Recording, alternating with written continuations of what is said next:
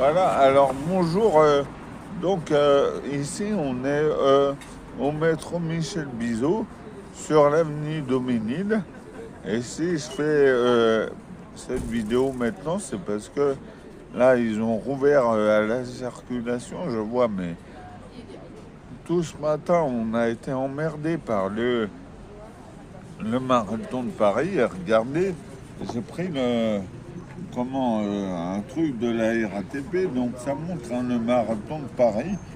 Il coupe Paris en deux il coupe Paris en deux de l'avis d'une meuf qu'on a rencontrée tout à l'heure et qui nous a entendu pester,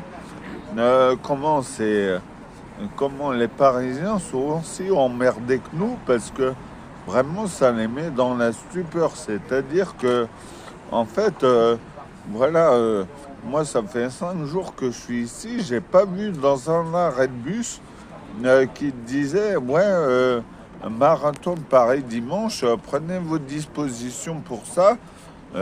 En fait, t'en sais rien. Comme ça, tu te lèves le dimanche, pouf, ça te tombe dessus. Moi, ce matin, j'étais à Nation, hein, je me lève, je suis à Nation, j'ai entendu des sirènes. Du coup, j'ai appelé une amie gilet jaune qui m'a dit aujourd'hui, c'est le marathon de Paris, donc j'en savais rien, c'était le marathon de Paris.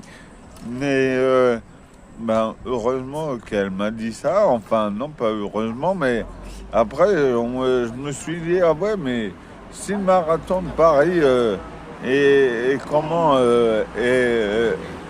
s'il y a le marathon de Paris, il n'y aura pas de bus.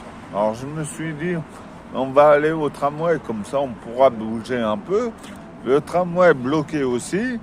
Voilà. Déjà, pour ça, je pèse parce que ils auraient pu honnêtement faire passer le marathon de Paris dans le centre de Paris. Là, du coup, ils ont bloqué tout le bordel parce que bien sûr, il va dans le bois de Vincennes. Et c'est juste la honte. Voilà, moi, ça me sidère ces grands événements-là.